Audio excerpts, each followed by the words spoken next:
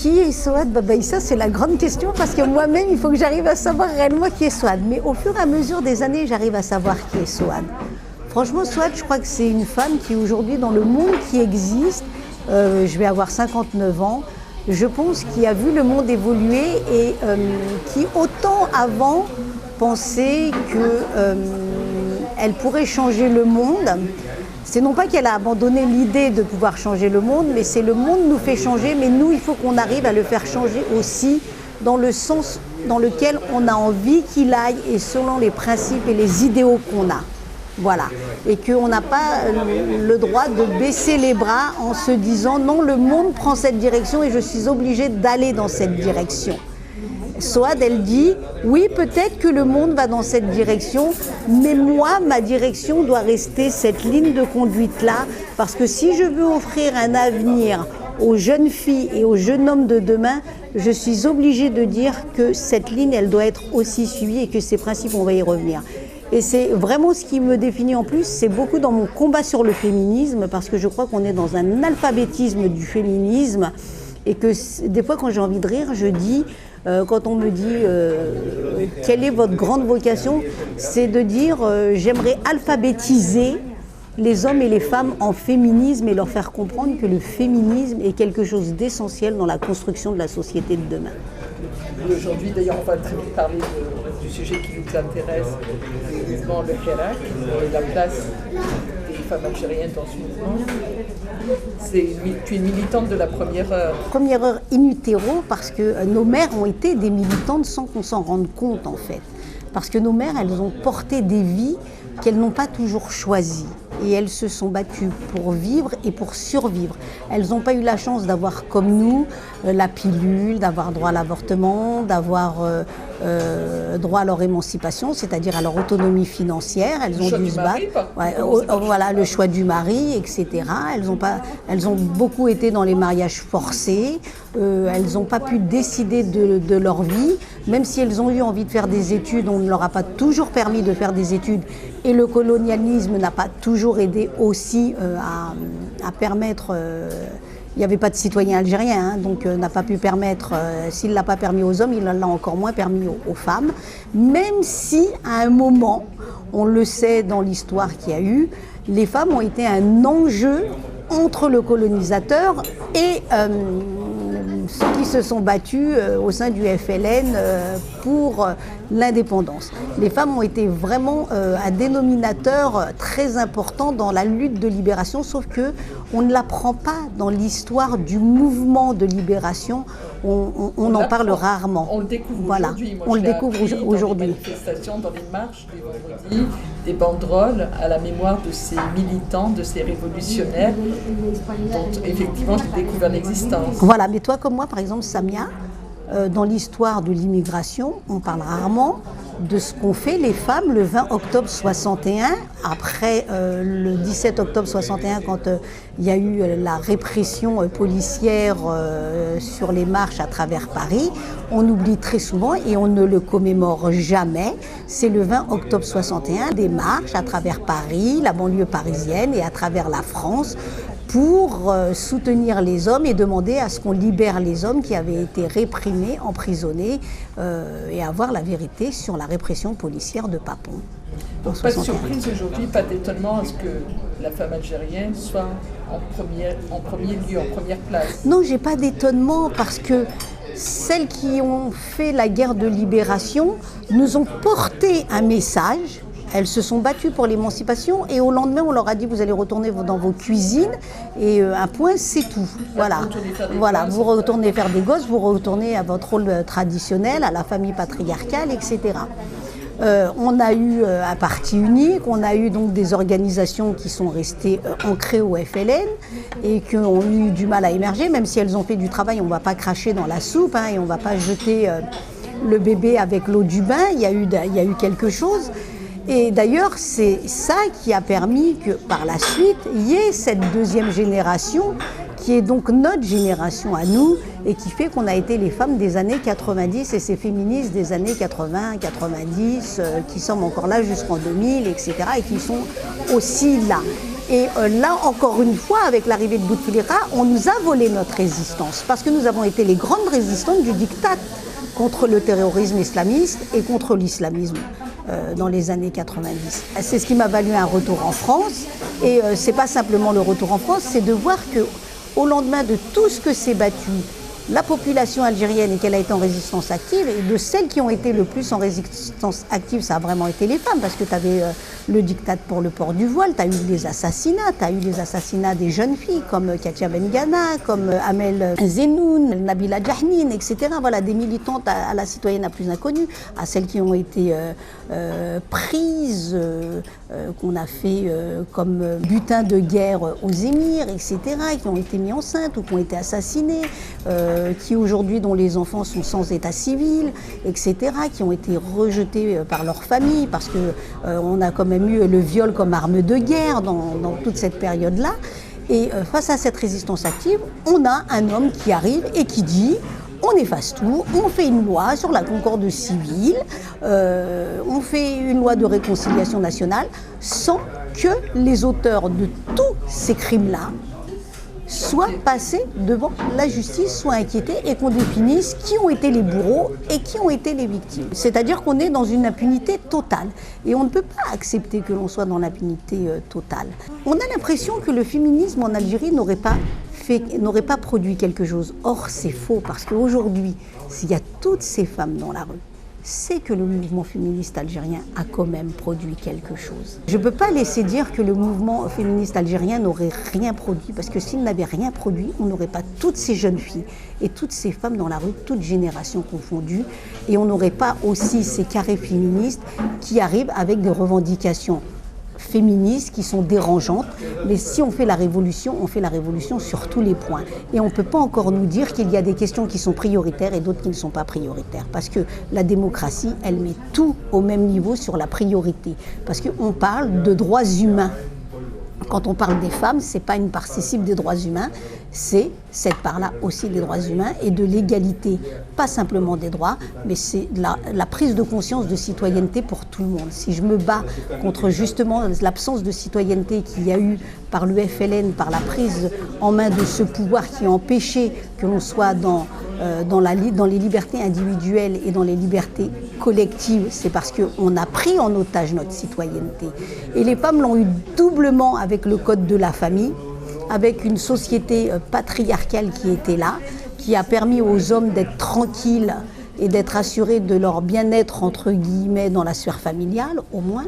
Et aujourd'hui, si je veux parler de citoyenneté, elle doit être dans cette citoyenneté pour tout le monde, et il n'y aurait pas une citoyenneté pour dire il faut qu'il y ait des libertés individuelles et collectives, le droit de grève, la liberté d'expression des médias, ceci et cela, et qu'à côté on dise aux femmes non, vous, votre question de citoyenneté pleine et entière, ce n'est pas prioritaire, ça n'en fait pas partie. Eh bien si, ça en fait partie, parce que le itnahaouya, ça en fait partie. Voilà, itnahaouya, c'est le code de la famille, itnahaouya. Les violences contre les femmes, les violences masculines contre les femmes, aussi. C'est tout un travail d'évolution de l'immentalité, mais on doit y arriver. Et cette révolution citoyenne, elle doit aller dans ce sens-là. Et on ne peut pas dire donc qu'aujourd'hui, ça ne serait pas prioritaire. Toi, tu es là aujourd'hui, tu es là depuis le début du Hirak. À quel titre ? Moi, j'y suis à la fois pour la révolution du sourire, mais aussi pour l'Alliance des démocrates de la diaspora algérienne. Et la preuve, c'est que à l'ADA, à l'Alliance de la diaspora des démocrates algériennes, nous sommes deux femmes avec Aqila Lazri qui est la présidente, je suis vice-présidente, il y a des vice-présidents aussi, il y a des secrétaires généraux, mais j'aurais aimé que les femmes se présentent beaucoup plus. Alors, je pense qu'aujourd'hui, il y a encore une timidité pour les femmes de pouvoir prendre leur place. Et on le voit à Place de la République, comment le carré féministe a un peu disparu, mais je pense qu'il va revenir et qu'il a intérêt à revenir parce que je pense que la place des femmes est très importante dans ce mouvement et qu'on n'a pas intérêt à faire disparaître la place des femmes. Il ne faut pas qu'elles soient encore instrumentalisées, il ne faut pas qu'elles restent des faire-valoir, oui, chez nous il y a des femmes, la question féministe elle est là, etc. Mais dès que tu abordes la question vraiment sur les droits des femmes, tu n'entends personne qui te parle réellement de la question de l'égalité entre les femmes et les hommes. Bon, il y a certaines interventions, Mais ce n'est pas majoritairement. Moi, je vois beaucoup de gens s'exprimer, qui viennent faire leur speech, mais qui ne sont pas dans la construction de la démocratie pleine et entière, en y incluant les femmes comme elles devraient être incluses. Parce qu'à un moment, il va falloir rentrer dans des il va falloir rentrer, tout à fait. On est à 10 mois de révolution citoyenne et le sujet viendra de toute façon, parce que demain, ce mouvement-là ne peut pas se construire en dehors de 3 champs du possible. Quand j'ai parlé de la citoyenneté, quand je dis que c'est la prise de conscience citoyenne, donc ce champ du possible de la citoyenneté, c'est la citoyenneté pour tous et à égalité entre les femmes et les hommes, à égalité quelle que soit la région dont on est issu, à égalité en tous sens pour construire justement cette transition démocratique. Et si l'on doit rédiger une constituante, c'est que la citoyenneté ne peut pas être en dehors de cette question-là. Donc ça, c'est le premier champ du possible. Et dans ce champ du possible de la citoyenneté, c'est la liberté de conscience. Donc, sans parler de laïcité, même si on n'utilisait pas le mot laïcité, mais c'est la séparation du politique et du religieux. Et comment se construit la citoyenneté si ce n'est sur le fait qu'il y ait séparation du champ politique et du champ religieux? Parce que nous ne sommes pas une communauté de croyants, nous sommes une communauté d'êtres humains, de citoyens et de citoyennes. Donc c'est le champ du possible. Et le troisième champ du possible, c'est celui de la diversité culturelle qui existe, des régions et de ce qu'elles produisent, qu'il ne doit pas être oublié, que ce soit à travers la mazérité, que ce soit à travers le mzab, que ce soit à travers toutes les régions qu'il y a dans l'Algérie. Et justement, cette algérianité, elle se construit sur la base de nos différences, mais dans ce qu'on a de commun. Et donc on ne peut pas, on va aller chercher ce qui nous unit, mais sans nous désunir de ce qui fait aussi nos spécificités. On sait que la division, c'est quand même un outil que le pouvoir a toujours utilisé. Il a essayé encore récemment, au moment des obsèques de Gaïd Salah. Et il a essayé même au lendemain, même avant, puisque à partir du moment où on a, avant les élections, puisqu'à partir du moment où on a arrêté des gens en les mettant en prison et en faisant de la détention arbitraire parce que les gens portent un emblème amazigh, on est déjà sur la division et on essaye par une propagande de déstabiliser le mouvement de cette révolution citoyenne en jouant sur les divisions régionales et en faisant croire en plus que les revendications de la Kabylie s'arrêtent à des revendications identitaires. Or, elles ont toujours été des revendications de démocratie, de lutter contre la violation des droits humains et qu'elles sont dans ce champ, comme je disais, du possible de construire une autre Algérie. Ils n'étaient pas en train de dire on veut simplement pouvoir avoir l'emblème amazigh de reconnu par les Kabyles. Non, la première question qu'ils posaient, c'était la question culturelle est aussi une question de violation des droits humains.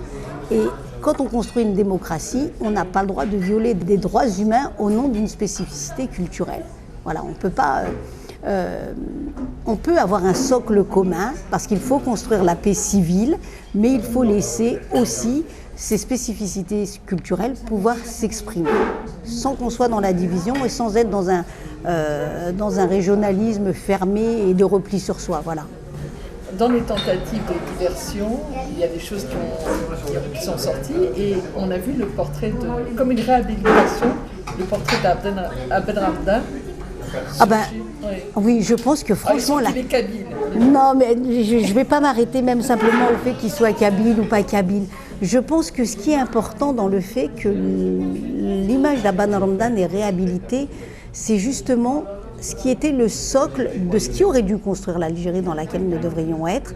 C'est cette Algérie où nous devions avoir un pouvoir civil et non pas un pouvoir militaire, où on devait avoir notre algérianité qui se construise sans être dans le suivisme ni oriental ni occidental, parce que les droits humains ne sont ni orientaux ni occidentaux, ils appartiennent à tout le monde.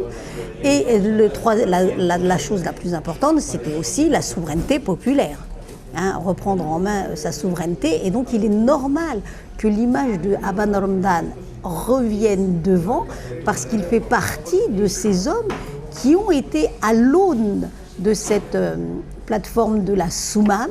Il a tout fait pour mettre en place la rencontre de la Soumam et il va être assassiné par ceux qui vont refuser justement que ces 3 préalables se mettent en place. C'est-à-dire le pouvoir civil, la souveraineté populaire et le fait d'avoir une algérianité qui se construise. Est-ce que je comprends dans le grandissement des portraits de Aban Hamdan que les Algériens, et entre autres la jeune population algérienne, dont on sait qu'elle est nombreuse, se réapproprie ou s'approprie son histoire? Elle se réapproprie son histoire. Tu sais, c'est comme on l'a dit dès le départ. Quand dans les slogans, ils disent « on veut notre indépendance », c'est-à-dire dans des manifestations, on dit « on a eu l'indépendance territoriale, mais on n'a pas eu l'indépendance en tant que citoyen, avec notre souveraineté populaire, etc. » Et bien la réhabilitation d'Aban Hamdan fait partie de ça, c'est-à-dire vous avez falsifié l'histoire. Et bien nous, aujourd'hui, on reprend notre histoire en main et on la réécrit et on réhabilite ceux qui doivent être réhabilités et reprendre leur juste place là où ils auraient dû être dans l'histoire. Voilà. Et prendre l'image d'Aban Hamdan, c'est ça. C'est je réponds à ceux qui ont été des falsificateurs de l'histoire pendant 60 ans, plus de 60 ans. Et ça, c'est important. Je rappelle, ceux qui ne connaissent pas, qu'il a été assassiné le 27 décembre 1957. Voilà. En fait, aujourd'hui, on a le sentiment que l'indépendance... Elle est en train de se prendre. C'est ça que les Algériens et les Algériennes disent. C'est quand ils disent qu'ils veulent notre indépendance, c'est pouvoir civil, souveraineté populaire et justement le fait de construire cette démocratie, de passer par ce qui était la transition démocratique pour mettre en place cette constituante qui prenne tous ces préalables dont j'ai parlé précédemment, la citoyenneté, le pouvoir civil et pas le pouvoir militaire, et le fait que cette souveraineté se construise avec des institutions qui répondront aux attentes d'une démocratie dans la souveraineté populaire. Parce que c'est bien beau de nous parler d'État démocratique, mais les gens ont toujours tendance à croire que les élections, c'est la démocratie. Les élections ne sont que l'outil final quand on est précédemment dans la construction de la démocratie, c'est-à-dire qu'on a une presse qui est libre, on a des partis politiques qui peuvent s'organiser et on a mis tous les préalables pour que les institutions qui existent permettent qu'on arrive à des élections libres, transparentes et démocratiques. Moi, à organiser des élections sans qu'il y ait tous ces préalables-là, c'est voler la souveraineté populaire et c'est de la dictature, ce n'est pas de la démocratie. C'est ce qui s'est passé. Et c'est ce qui s'est passé le 12 décembre. On a nommé quelqu'un en faisant croire qu'on passait par une pseudo-démocratie. Or, c'est un viol de la souveraineté populaire. C'est un viol de la souveraineté populaire. Et des fois, j'ai envie de rire en disant qu'on en est à 10 mois et on a dépassé le terme de l'enfant qui devait naître. C'est l'enfant qui dort, c'est ça? Voilà, c'est l'enfant qui dort. On est dans ce mythe de l'enfant qui dort, mais je pense que l'enfant va finir par sortir à un moment, parce qu'il ne va pas dormir. Alors, une révolution, elle n'arrive pas. Tu sais, c'est comme dans tout, quand on dit qu'il faut avoir de la patience et de la persévérance.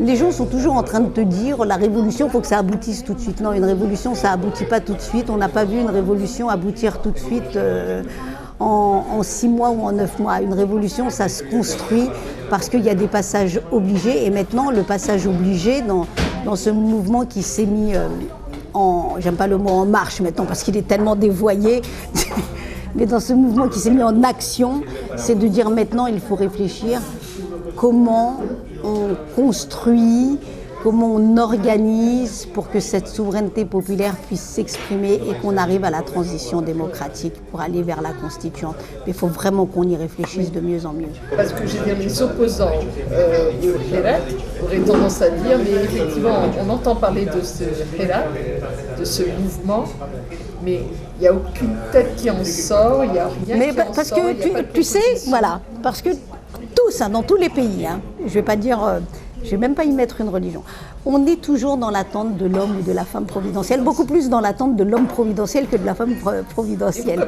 Voilà, mais c'est pour ça que je te dis, mais on est toujours dans l'attente de l'homme providentiel ou de la personne providentielle qui viendra et qui prendra la tête. Je pense qu'on a toujours pris le fait que ça se construisait en pyramide, que c'était pyramidal et que ça ne pouvait pas être horizontal. Et pourquoi, pour une fois, nous ne réfléchirions pas à l'horizontalité ? Pourquoi y aurait-il qu'un seul modèle et que nous ne tenterions pas le modèle de l'horizontalité? Parce que ce n'est pas parce qu'il n'y a pas de chef d'État que c'est le chaos. On nous a formés à des démocraties où il faut obligatoirement qu'il y ait des chefs. Et dès qu'on n'est pas dans ces mouvements-là, on vous dit derrière c'est le chaos. Dans des organisations où il n'y a pas des chefs, c'est qu'on est dans le chaos. On peut juste dire que depuis 10 mois, il n'y a pas réellement d'État en Algérie. Samia, je vais être encore plus méchante. Moi, quand on m'a dit on ne peut pas rester sans président, j'ai répondu en Algérie, ça fait des années qu'on est sans président, ok ? Puisqu'on avait une image, on avait quelqu'un qui, depuis la fin de son 3e mandat et qui se représentait au 5e mandat, était un cadre et qu'on n'avait pas de chef de l'État. Et pourtant, les affaires ont continué à se poursuivre. Quel type d'affaires? Leurs affaires, en tout cas, continuent à se poursuivre. Hein. Mais en tout cas, voilà, on n'avait pas de chef de l'État en tant que tel. Voilà. Alors aujourd'hui, en rigolant, moi j'ai dit qu'on était passé d'un peuple sans président à un président sans peuple. Parce qu'en fait, il n'a aucune légitimité, ce président. Quelle est la légitimité qu'il a? Il a été nommé par l'état-major, il n'a pas été élu. Il continue à avancer, en fait. Voilà. Il vient de nommer un technocrate à son Premier ministre, un technocrate qui est dans la mouvance de ce qu'attend ce système politique-là. C'est pas lui qui va remettre en cause le système dans lequel on est, et c'est pas lui qui va pouvoir faire des propositions de discussion et qui va pouvoir proposer quelque chose de nouveau. Non, c'est pas avec la dictature dans laquelle on est que ce genre de pouvoir va. C'est pas ce chef de gouvernement-là, et c'est pas ce qu'on attend, c'est ni de ce président, ni de ce chef de gouvernement que l'on peut attendre quelque chose parce qu'ils appartiennent à ce système. Et tant qu'on est dans ce système, on n'a rien à en attendre. On a vraiment l'impression que ce sont deux mondes parallèles, qui se rencontrent pas. Oui, avec des objectifs complètement, complètement différents. Hein. Eux, ils ont un objectif, c'est de maintenir leurs intérêts et leur caste. Elle est militaro-bureaucratique. Ils ont des objectifs, et comme je l'ai dit, il y a des objectifs géostratégiques qu'ils ont à défendre. Et on ne peut pas être en dehors, et on ne peut pas faire semblant de ne pas voir ça. Et de l'autre côté, on a un mouvement révolutionnaire qui a aussi des objectifs, qui a ces objectifs qui disent « Nous allons devenir indépendants, on reprend notre souveraineté populaire, mais surtout, c'est que même en étant interlocuteur des démocraties occidentales ou des Émirats arabes ou de quels que soient les partenaires, c'est avec nous qu'ils discutent et sur la base de l'égalité. Voilà. Et qu'il faut qu'on arrête de dire que l'Algérie ne produise rien. Certes, aujourd'hui, elle n'a rien produit parce que les politiques qui ont été menées n'ont pas permis qu'il y ait de la production, alors qu'il y a des richesses, qu'il y a de la terre, qu'il y a plein de choses qui existent, mais que vu les choix politiques et les choix économiques qui ont été faits, l'Algérie n'a pas pu produire parce qu'on a été sur de l'hydrocarbure, on a vendu du pétrole, on a eu une rente pétrolière, on a importé, et aujourd'hui, il y a des compétences, on n'a pas un peuple d'analphabètes, il y a des compétences dans toute l'Algérie, il y a une jeunesse qui ne demande qu'à se mettre au service de son pays, et on l'a vu, et on le voit, ne serait-ce que dans le comportement pacifique et dans le comportement écologique à l'issue des marches, des gens qui ont été capables de remettre de la propreté dans leur quartier, de faire fonctionner les choses, et d'ailleurs, les gens, même quand ils te parlent, ils te disent les administrations n'ont jamais aussi bien marché qu'en ce moment, que depuis qu'il y a ce mouvement citoyen. Donc c'est bien qu'il y a des fonctionnaires honnêtes, c'est bien qu'il y a un peuple qui est capable de se mettre en mouvement pour offrir un service public, pour offrir des services même dans le privé, etc. et pour faire fonctionner ce pays. Il y a des compétences. Il y a des compétences dans le pays, il y en a hors le pays, et je pense qu'à un moment, les deux peuvent se rejoindre parce qu'il y a une ambition commune et pas une séparation. Alors justement, j'aurais peut-être deux dernières questions si tu veux bien. Tu es vice-présidente. L'Alliance des démocrates de la diaspora algérienne. De ceux qui disent que la diaspora algérienne n'a pas son mot à dire dans ce mouvement, tu penses quoi? Oh là là! Heureusement que la Fédération de France a eu son mot à dire et qu'elle a agi pendant la guerre de libération, parce que je pense que la question de l'Algérie n'aurait pas pu être portée à l'international comme elle a été portée. Et on ne serait pas là, toi oui, et on ne serait pas là pour en parler aujourd'hui s'il n'y avait pas eu ce rôle justement de la Fédération de France, qui était l'immigration, qui était la diaspora, et qui a activé dans le sens, qui a été porteuse de valises, qui a créé des réseaux, qui a mis en branle ce qu'il fallait pour que l'Algérie puisse devenir indépendante. Et aujourd'hui, la diaspora, elle dit quoi? Elle n'est pas simplement en soutien, elle est en communion complète avec le peuple algérien parce qu'elle appartient à ce peuple algérien. Elle n'est pas en dehors du peuple algérien. Et le plus bel exemple qu'on a pu donner, c'est celui pendant les élections. On a été une poignée et on a été capable, que ce soit en France, que ce soit aux États-Unis, que ce soit au Canada, que ce soit à Vienne, que ce soit dans tous les endroits, en Italie, etc., quels que soient les endroits où il y a eu quelqu'un de la diaspora algérienne, de créer un mouvement d'effervescence dans les consulats et de montrer qu'on avait été capable de dire nous sommes les premiers opposants à cette mascarade électorale. Et donc on a dit aux Algériens et aux Algériennes de l'autre côté de la Méditerranée, nous sommes avec vous, on n'accepte pas la mascarade électorale, on n'accepte pas la violation de la souveraineté populaire. Le peuple algérien est maître de son destin et on est à ses côtés pour qu'il devienne maître de son destin. On n'est pas en train de postuler pour devenir président de la République. Aujourd'hui, la loi ne le permet pas. Déjà la loi ne le permet pas, mais même demain, même si on crée des institutions et que cet article 51 soit aboli, etc., qu'il est abrogé et qu'il n'existe plus, en tout cas le rôle de la diaspora, c'est un apport, c'est un vivier, c'est pas pour prendre des postes, c'est pas pour dire on est mieux que les autres, non. L'Algérie, elle se construit à l'intérieur et elle se construit avec l'extérieur.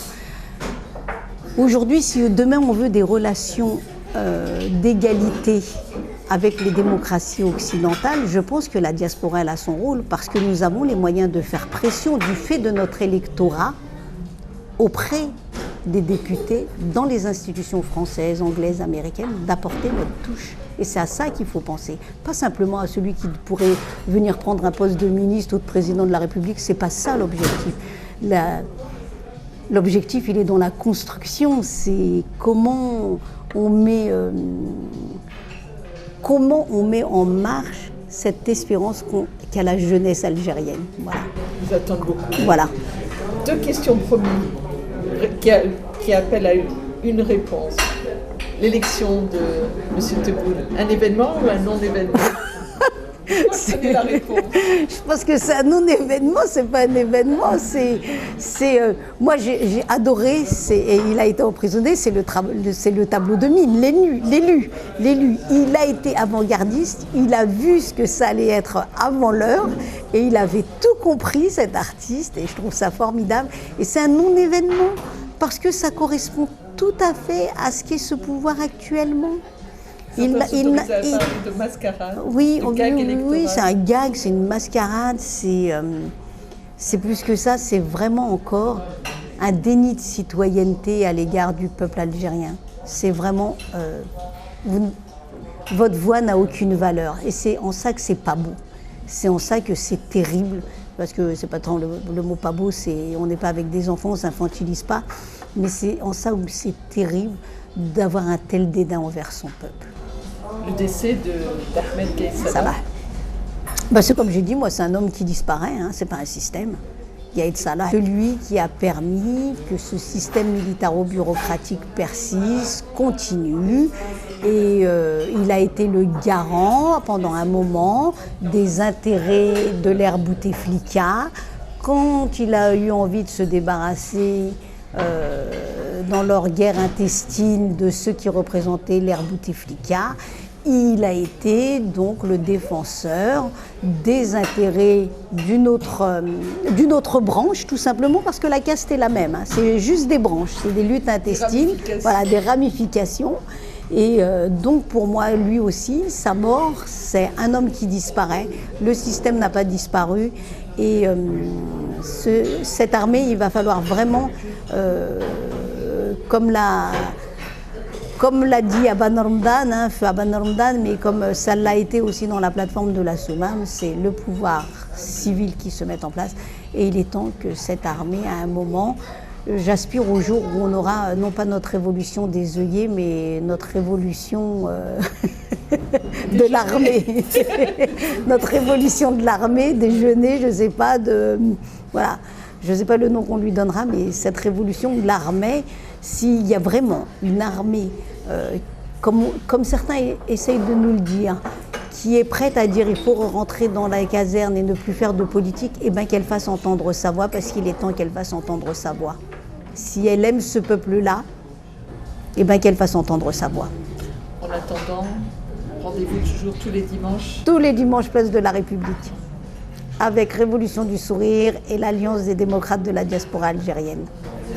On va voir, pour conclure cette interview, je te remercie, une pensée pour tes parents. Ils auraient vécu comment cette révolution? Je crois que mon père et ma mère, ils auraient été heureux. Oh là là, mon père, il aurait été...